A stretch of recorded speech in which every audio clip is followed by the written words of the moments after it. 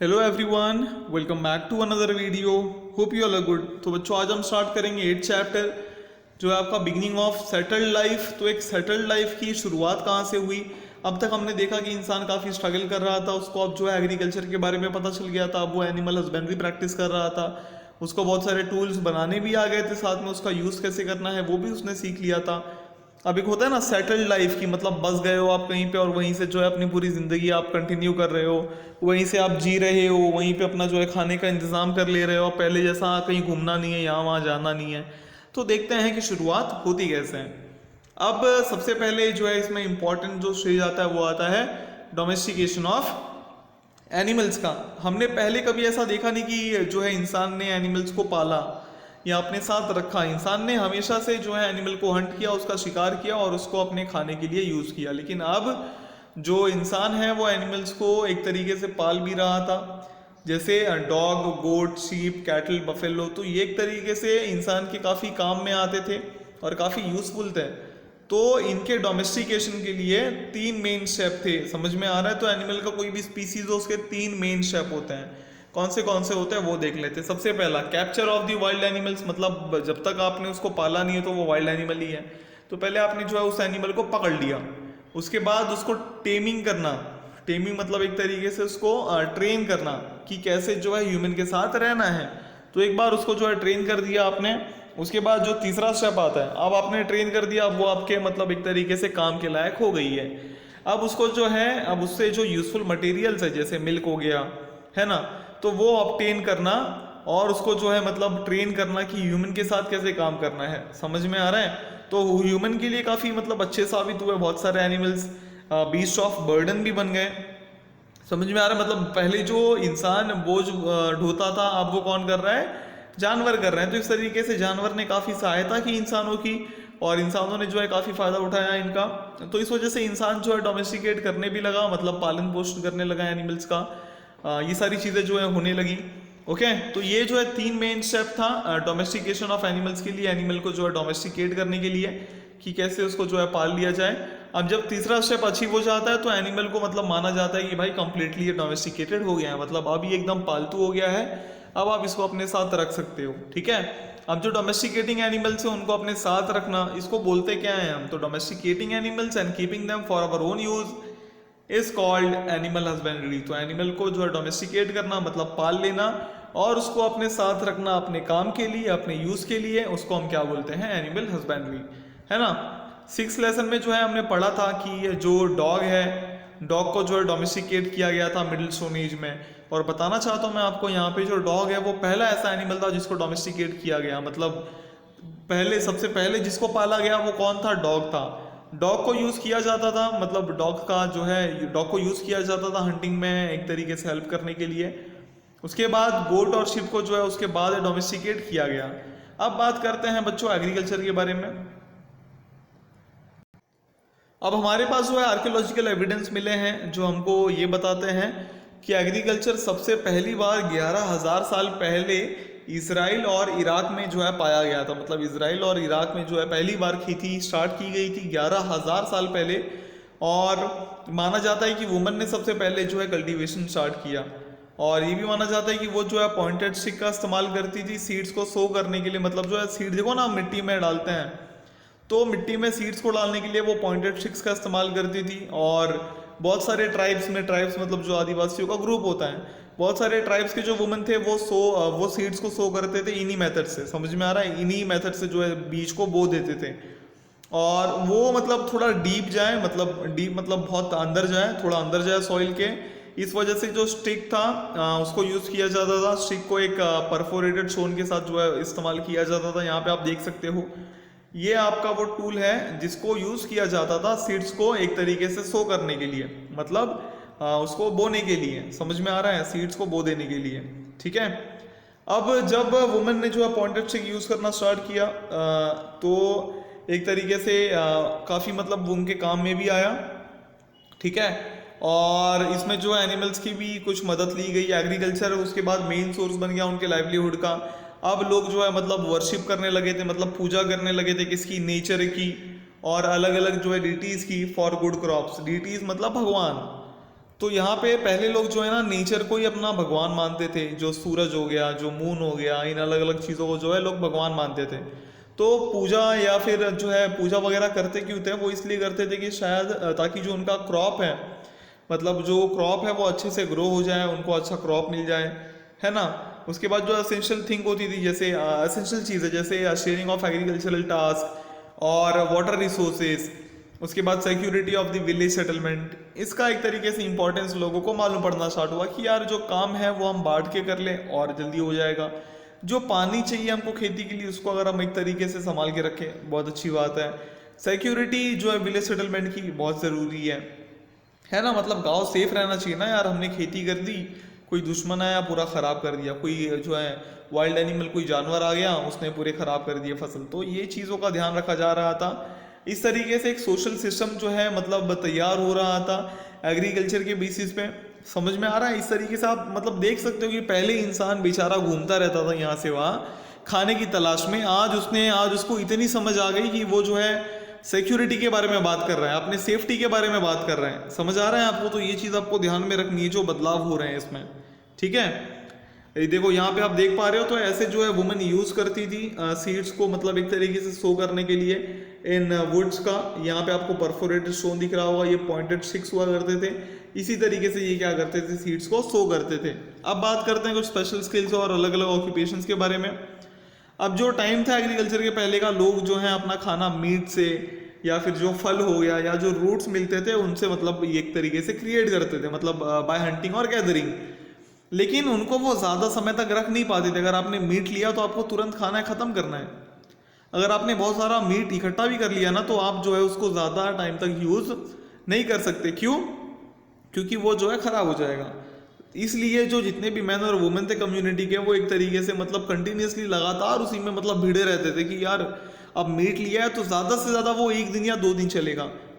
अब 1 या 2 दिन आपने खा लिए, फिर आपको खाना चाहिए, तो फिर वो बेचारे लग जाते हैं एकदम कोशिश में कि यार चलो फिर खाना ढूंढना है, फिर खाना ढूंढना है। तो इस तरीके से चीज़ें चलती रही। लेकिन जब एग्रीकल्चरल सिस्टम आया तो उससे मतलब ये एक पॉसिबिलिटी क्रिएट हो गई कि यार अब मैं अपना खाना जितने समय तक स्टोर करना चाहूँ उतने समय तक कर सकता हूँ। तो अब लोगों को कोई टेंशन, कोई प्रॉब्लम नहीं था कि यार 2 दिन में खा के ख़त्म करना है, या ख़त्म हो गया या फिर बच गया तो ख़राब हो जाएगा, फिर क्या खाएंगे हम। ये टेंशन बिल्कुल भी ख़त्म हो गई लोगों की। अब काफ़ी सारा फूड जो है अवेलेबल था। जितनी ज़रूरत थी कम्युनिटी को फूड की, उससे ज़्यादा फूड अवेलेबल था। पहले की तरह हालात नहीं थे कि मतलब लोगों को जो है यहाँ वहाँ भटकना पड़े खाने के लिए। समझ में आ रहा है। चीज़ें अच्छी चल रही थी, लोग बहुत सारे बदलाव ला रहे थे अपने में। बहुत सारे वुमेन और मैन जो है एक तरीके से बहुत सारा एक्सपेरिमेंट भी करने लगे अपने अलग अलग स्किल को डेवलप करने के लिए। समझ में आ रहा है। जो उनकी नेचुरल क्रिएटिविटी थी उसको एक तरीके से इस्तेमाल करके लोगों ने बहुत सारी चीज़ें जो है सीख ली। और जिन मेंबर के पास वो स्पेशल स्किल्स होते थे उनको वो काम दिए जाते थे। जैसे मतलब जो दीवार अच्छा बना लेता है उनको दीवार बनाने दिया जाएगा। जो मटका अच्छा बनाता है उनको मटका बनाने के लिए बोल दिया जाएगा। तो जो जिस काम में अच्छा है उसको वो काम दिया जाएगा। समझ में आ रहा है। इसी तरीके से क्राफ्ट्स जो है बहुत सारे क्राफ्ट्स जो है बनने स्टार्ट हो गए, जैसे अर्थन पॉट्स, उसके बाद बीड्स वगैरह बनने स्टार्ट हुए। और ये भी माना जाता है कि जो नया स्टोन एज था हमारा, जो नए स्टोन एज के वुमेन थे उन्होंने अर्थन पॉट्स और अर्थन ऑब्जेक्ट्स बनाए थे अपने हाथों से। मतलब जो है मिट्टी वगैरह का यूज़ करके मटका बनाया था और बहुत सारे अर्थन ऑब्जेक्ट्स बनाए थे अपने हाथों का इस्तेमाल करके। ठीक है। अब मैं बात कर लेते हैं कम्युनिटी लाइफ के बारे में, जो म्यूचुअल कोऑपरेशन पे बेस्ड थी। अब जो फार्मर थे विलेज सेटलमेंट में, वो एक तरीके से बहुत सरप्लस फूड जो है क्रिएट करते थे। मतलब जितनी ज़रूरत होती थी उससे ज़्यादा ही फूड बन जाता था। मतलब जितना अपना खाना चाहिए अपने को उतना मिल जाने के बाद भी बहुत सारे फूड बच जाते थे। बहुत सारा फूड जो है वो बच जाता था। अब इसके लिए स्किल्ड क्राफ्ट्समैन की जो है ज़रूरत थी। जैसे कि मतलब एग्रीकल्चरल इम्प्लीमेंट्स बनाना और उसको रिपेयर करना, मतलब खेती के लिए जो टूल्स चाहिए उसको बनाना, अगर ख़राब हो गया उसको रिपेयर करना। तो ऐसे क्राफ्ट्समैन को पैसा कैसे दिया जाता था? तो पैसा नहीं दिया जाता था उनको, जो है फूड ग्रेन्स या कोई आर्टिकल्स दिए जाते थे। जैसे आपने मेरे लिए कुछ काम किया, मैं आपको फूड ग्रेन दे दूंगा, हो गया अपना हिस्सा बराबर। अभी कैसा है, आप पैसे दोगे तो आपको सामान मिलेंगे, पहले ऐसा नहीं था। अब जो क्राफ्ट्समैन है उसको एक तरीके से रॉ मटेरियल चाहिए, है ना, कि भाई अब सामान कहाँ से लेके आऊँ मैं। अब कुछ अगर बनाना है तो उसके लिए रॉ मटेरियल भी लगेगा ना भाई, मतलब उसके लिए कुछ ना कुछ सामान चाहिए रहेगा जिससे वो बन पाए अच्छे से। तो इस तरीके से वो जो है लॉन्ग डिस्टेंस से रॉ मटेरियल लेके आते थे। उसके बाद जो रॉ मटेरियल की प्राइस होती थी उसको भी फूड ग्रेन या आर्टिकल्स के फॉर्म में दिया जाता था। मतलब जैसे अभी आपको कुछ चाहिए, कुछ बनाने के लिए आप जाओगे खरीदने, तो उस समय फूड ग्रेन दे देते पैसे के बदले में। तो फूड ग्रेन दिया उसने, वो ले लिया रॉ मटेरियल, बाद में वो बना देगा। बनाने के बाद जब वो किसान को देगा तो किसान इनको बदले में क्या दे देगा, फूड ग्रेन दे देगा। इस तरीके से लाइफ चलती थी, लोग एक दूसरे पे निर्भर रहते थे। और ये इसी तरीके से एक सिस्टम एस्टैब्लिश हो गया था जिसको हम बोलते हैं बार्टर सिस्टम। क्या बोलते हैं बच्चों, बार्टर सिस्टम। याद रखना, ये नाम हमेशा याद रखना, बार्टर सिस्टम। बार्टर सिस्टम में क्या होता है कि मेरे पास जो है मैंने आपको वो दे दिया, अगर आपने मेरे लिए कुछ काम किया है, या मैंने अगर आपके लिए कुछ काम किया, आपके पास जो है आपने वो दे दिया। पैसों की बात नहीं होती थी, ठीक है। तो जो सिस्टम था बेचने का और सेल करने का, वो एस्टैब्लिश हो गया था थ्रू बार्टर सिस्टम, ठीक है। अब जो है अब क्या हुआ उसके आगे, अब जो बहुत सारे गांव थे उनको जो है मतलब बहुत दूर से जो है अपना ये मिलता था, रॉ मटेरियल वगैरह मिलता था। अब जो बार्टर सिस्टम था उसको जो है मतलब जो रॉ मटेरियल से उनको, जो रॉ मटेरियल से मतलब नीड होती थी, उनको भी पूरा करने के लिए यूज किया जा रहा था। समझ में आ रहा है। जो फिनिश्ड ऑब्जेक्ट्स थे, जो दूसरे आर्टिकल्स से मतलब जिनका डेली इस्तेमाल किया जाता था, तो उनको भी लोग मतलब ला रहे थे, जिसमें से सॉल्ट काफ़ी एसेंशियल था, मतलब सॉल्ट काफ़ी ज़रूरी था।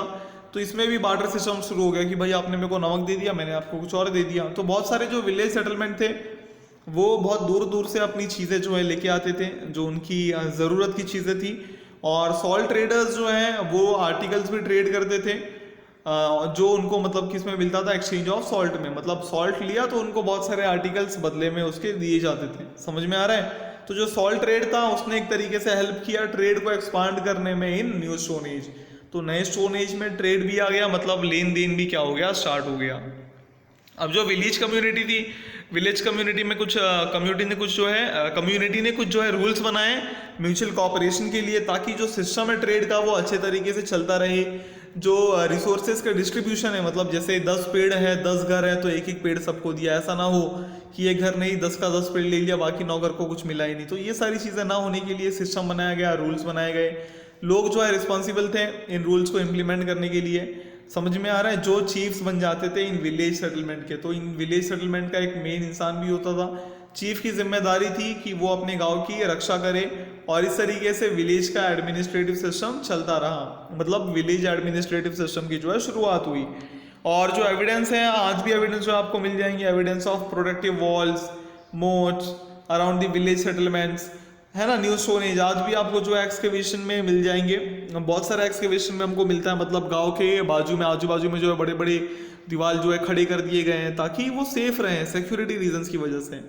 अब ये जो है दीवार बनाए जाते थे फ्लड से बचने के लिए, जो जानवर होते हैं, जंगली जानवर, उनसे बचने के लिए। और बाहर का कोई अगर आ रहा है हमारे कैटल को चुराने के लिए, उस समय बकरी वगैरह भी काफ़ी चोरी होती थी, क्योंकि उस समय उन्हीं का डिमांड था, बकरी हो गई, गाय हो गया, भैंस हो गया, तो ये सारी चीज़ें। तो इस वजह से दीवार बना दिया जाता था ताकि ये ऐसी कोई तकलीफ या प्रॉब्लम ना आए। अब हाउस की स्ट्रक्चर की अगर आप बात करो, तो शुरुआत में जो घर थे न्यू स्टोन एज में, वो बैटल और डॉब से बनाए जाते थे, मतलब मिट्टी वगैरह का यूज करके बनाए जाते थे। अब ये जो वॉल थे ये एक तरीके से स्क्रीन्स वोवन थे, मतलब स्टिक्स से। ये वॉल में जैसा आज आपका जो दीवार होता है, आप ईंट वगैरह यूज करके प्लास्टर करके उसको बना लेते हो, पहले वैसा नहीं था। पहले लोग स्टिक या बाम्बू का इस्तेमाल करते थे। और प्लास्टर जो करते थे वो किसके मदद से करते थे, कीचड़ मड के मदद से, या फिर कावडंग की वजह से, कावडंग के मदद से, ठीक है। बाद में जब पॉपुलेशन विलेज सेटलमेंट की बढ़ने लगी, अब जो कि फूड हमारे पास अवेलेबल था प्लेंटी में, तो विलेज सेटलमेंट एक तरीके से परमानेंट होने लगा और एक्सपांड होने लगा, मतलब बढ़ने लगा। आप गांव जो है बड़ा हो रहा था, गांव बड़ा हो रहा था आपका। लेकिन बाद में लोगों ने जो है अलग अलग तरीके से घर बनाने स्टार्ट किए, जैसे क्वाड्रेंगुलर हाउस। अब आगे मैं आपको जो है पिक्चर दिखाऊंगा, आपको समझ जाएगा। जैसे क्वाड्रेंगुलर हाउस जो है बनाने लगे सन ड्राइड ब्रिक्स के मदद से, मतलब जो ईटा मैंने बोला भी, देखो ईट की मदद से घर बनाने स्टार्ट हो गए। बहुत सारे घर एक तरीके से ऐसे लगते थे कि मतलब बस यहाँ पे एक ही घर है। बहुत सारे घरों में एक से ज़्यादा कमरे भी थे, और जो हाउसेस बनाए जाते थे वो एकदम आसपास में बनाए जाते थे। ऐसा नहीं कि मतलब एक यहाँ बना दिया, दूसरा जो है 2 किलोमीटर दूर बनाया, बिल्कुल भी ऐसा नहीं था। आजू बाजू में लोग जो है घर बनाते थे। रीजनल डिफरेंसेस तो भी हमको उस समय देखने को मिलता था, मतलब जैसा रीजन होता था वैसा हमको वहाँ पे घर देखने को मिलता था, कि भाई इस इलाके में घर अलग तरीके से बनाया है, अलग डिज़ाइन का बनाया है, वहाँ पे जो घर है वो अलग डिज़ाइन का बनाया है। तो लोकल क्लाइमेट के हिसाब से जो है घर बनाए जाते थे, ठीक है।